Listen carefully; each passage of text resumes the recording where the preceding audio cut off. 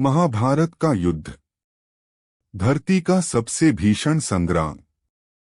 हजारों रथों की टक्कर, तलवारों की झंकार और बाणों की वर्षा से आकाश गूंज रहा था।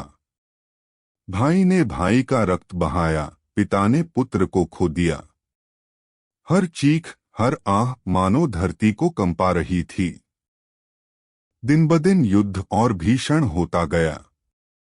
योद्धाओं की लाशें चारों ओर बिछ गईं। कुरुक्षेत्र की भूमि रक्त से लाल हो उठी।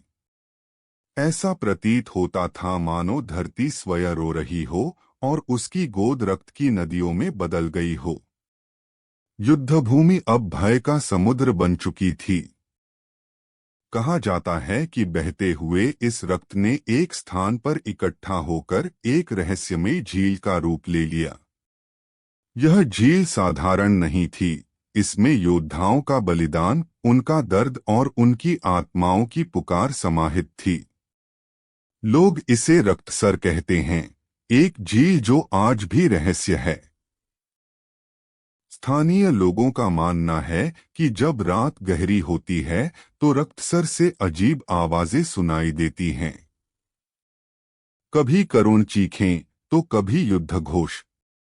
ऐसा लगता है मानो मृत योद्धाओं की आत्माएं आज भी इस झील से बंधी हुई हैं और मुक्त होने के लिए पुकार रही हैं। कई साहसी यात्री इस झील के पास गए, पर लौटकर उन्होंने डरावने अनुभव सुनाए। किसी ने पानी से निकलते हाथ देखे, किसी ने अदृश्य परछाइयों को अपने चारों ओर मंडराते पाया। कहते हैं इस झील में जाना मानो मृत्यु को आमंत्रण देना हो। लेकिन कुछ साधु और तांत्रिक इसे श्रापित जगह नहीं, बल्कि आत्माओं से संवाद का द्वार मानते हैं। वे झील किनारे अग्नि जलाकर साधना करते हैं, रहस्यमय मंत्रों का जाप करते हैं। कहा जाता है कई ने आत्माओं से संवाद करने की कोशिश की, पर वापस नहीं लौटे।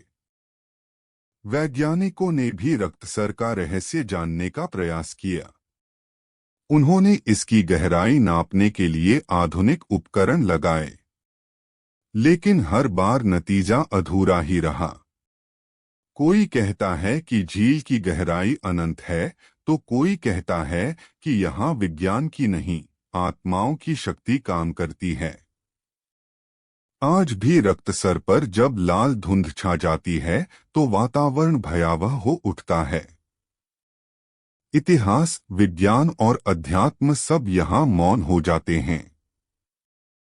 कुरुक्षेत्र का यह झील हमें याद दिलाता है कि युद्ध केवल जीवन नहीं लेता, बल्कि सदियों तक रहस्य और भय की गूंज छोड़ जाता है।